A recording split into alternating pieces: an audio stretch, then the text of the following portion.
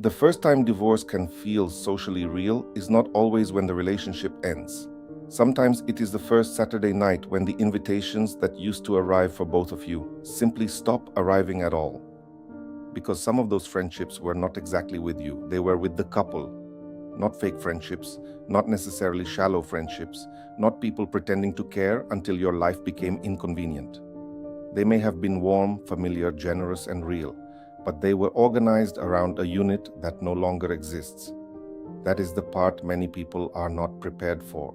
Divorce does not only change who is in the house, it changes the address where parts of your social world used to arrive. One day you realize the invitation did not forget you, it simply no longer knows where to place you. That recognition can hurt in a very particular way, because the relationship may be over privately, legally, emotionally, practically. But the social divorce often happens later, in smaller public moments. This episode is not about whether divorce was right or wrong. It is not about heartbreak, blame, recovery language, or finding yourself through reinvention narratives.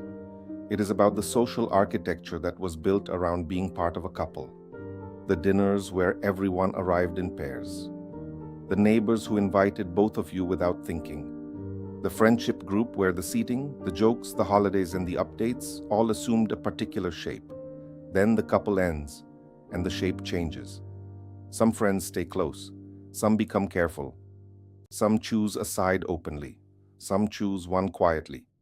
And some do not choose at all. They simply do not know how to root the friendship anymore.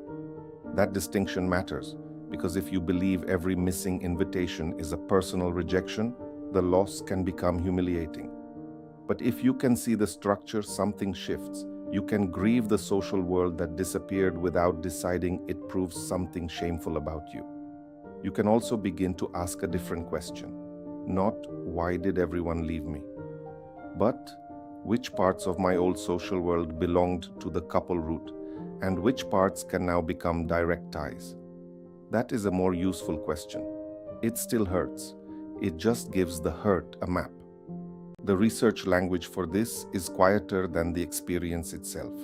In 2003, sociologist Matthijs Kalmijn published a study in the journal Social Networks on shared friendship networks among married and cohabiting couples.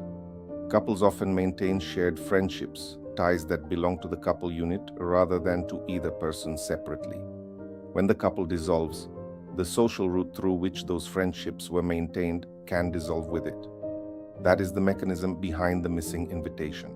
The friendship may not have been with Carol alone, and it may not have been with her former husband alone. It may have been with Carol and Mark.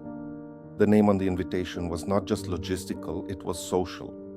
The couple was the container that made the friendship easy to maintain. When the container disappears, the people inside the wider network have to make new decisions. Do they invite Carol by herself? Do they invite Mark? Do they invite both separately? Do they avoid the whole discomfort?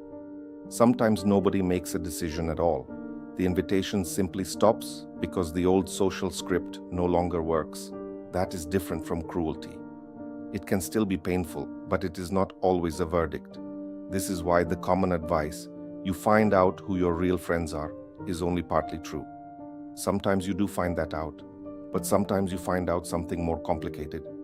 You find out which friendships had their own direct line to you and which friendships were carried by the structure of the couple. Albeck and Kedar studied divorced mothers' networks of friends before and after divorce in 2002. Their work is useful for this episode because it treats divorce as a friendship network event, not only an emotional event.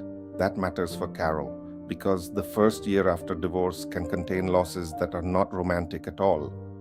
The couple who always hosted New Year's Eve, the school parents who now speak warmly but vaguely, the dinner table where she used to know exactly where she belonged, the broader life course research points in the same direction. In 2013, Cornelia Verzus and colleagues published a meta-analysis in Psychological Bulletin on social network changes and life events across the lifespan. The larger lesson is that social networks change when life roles and routines change. Divorce is one of those events where the routines do not merely adjust. Some of them vanish. Classic divorce scholarship has long described the social transition as a separate event from the legal one. The legal divorce may happen on a particular date.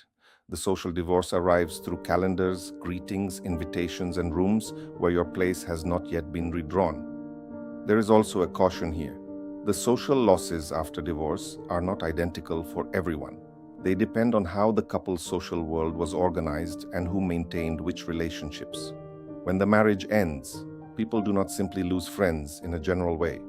They lose access routes, and rebuilding is partly the work of creating new ones. Carol is 54, and in many ways she is coping. She has handled the solicitor meetings, the paperwork, the new bank arrangements, the changed routines of the house. She has not collapsed. Some days she surprises herself with how practical she can be. Then July arrives. For 12 years, the neighbors have hosted an annual summer dinner in the garden. The invitation always came casually. You both must come. Or, tell Mark we are doing Saturday again. It was not an intimate friendship in the deepest sense, but it was familiar. There were lanterns on the fence and the same folding table. The same joke about who had overdone the potato salad. Carol had never thought of it as something fragile. But this year, nothing comes. No message, no card, no quick word over the hedge. No one has been unkind. That is almost what makes it harder to name. There is no argument to point to. There is no betrayal she can organize herself around. There is simply a Saturday evening where she realizes the invitation was addressed to a version of her life that no longer exists. For a few minutes, she tells herself it should not matter. They were only neighbors. It was only dinner. She has bigger things to worry about than a garden table and a missed glass of wine. But the feeling does not behave as if it is small. Because what has gone missing is not only the event, it is the easy placement. The ordinary assumption that there was a place where she and her life would be included without explanation. A few weeks later, she runs into one of the couple friends at the supermarket. The conversation is warm but oddly formal. They ask how she is. She says she is getting there. They say, "We should catch up sometime." Carol smiles and says, "Yes, that would be lovely." Both of them mean well, but no date appears. As she walks back to the car, she realizes she is not disliked. She is simply no longer automatically placed. That is the architecture becoming visible. Not because Carol is weak, because the social system she lived inside for years has changed shape around her. The practical work begins by separating three kinds of ties. These are the people who relate to you as you. They may have known your marriage, but the friendship does not depend on the marriage being intact. They can invite Carol for coffee without feeling that the whole old couple system has to be solved first. These are the friends, neighbors, and acquaintances whose contact with you mostly happened through the pair. They may have liked you very much, but the route was always through dinners, school events, holidays, or group rituals where the couple was the unit. These are the people who might still become direct friends, but nobody has made the new shape explicit yet. They are warm in person. They say, "We must catch up."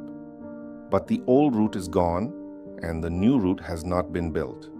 This is where Carol has some agency. Not total control, not a guarantee, but a place to act without begging for inclusion. The question is not, how do I get the old couple's social life back? That life was real, but it belonged to a structure that no longer exists. The better question is, which relationship is worth inviting into a direct form? That means choosing one person, not the whole group. It means naming one simple invitation, not asking to be restored to every old table. For example, not, "We should all get together again sometime." That asks the old couple network to reassemble. A more direct version is, "I have missed our chats over the fence. Would you like to come for coffee one morning next week?" Or, "I know the old group is different now, but I would like to keep in touch with you if that feels comfortable." Or, "I am going to the Saturday market next weekend. Would you fancy joining me for half an hour?" Notice what these invitations do. They do not ask the other person to solve the divorce. They do not ask them to choose a side. They do not ask them to pretend nothing changed. They simply offer a new route. Some people will take it, some will not. That will hurt, and it may also clarify, because the goal is not to rescue every tie from the old social world. The goal is to discover which ties can survive outside the couple container. There's also permission to let some ties remain kind but distant. Not every loss needs to become a confrontation. Some friendships were real in their season and limited by their structure. That does not make you foolish for valuing them. It means you were living in a social world, and social worlds have architecture. So the first rebuilding step is modest. Choose one person from the old couple network who felt warm, steady, or individually real. Offer one direct invitation with your name on it, not an invitation from the former couple, not an invitation back into the old group, a direct line from you to them. There is a temptation to dismiss the old couple network once it disappears, to say if they were real friends, they would have stayed. Sometimes that is true. Sometimes people behave badly, avoid discomfort, or make choices that reveal something painful. But sometimes the more generous truth is also the more accurate one. The couple network was real. It may have offered warmth, ritual, recognition, and belonging for years. Its disappearance can be worth grieving even if no one meant harm. You are allowed to miss the dinners. You are allowed to miss being expected. You are allowed to miss a version of social life where your place did not need to be renegotiated. That grief is not evidence that you want the marriage back. It is evidence that the social world around the marriage mattered. Then comes the harder and more hopeful part. The next social world does not have to be a replica of the old one. It does not have to prove that nothing was lost.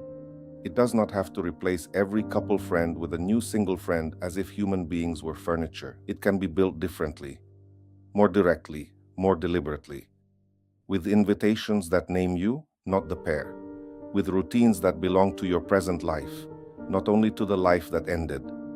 The grief is accurate, and the foundation that comes after belongs entirely to you.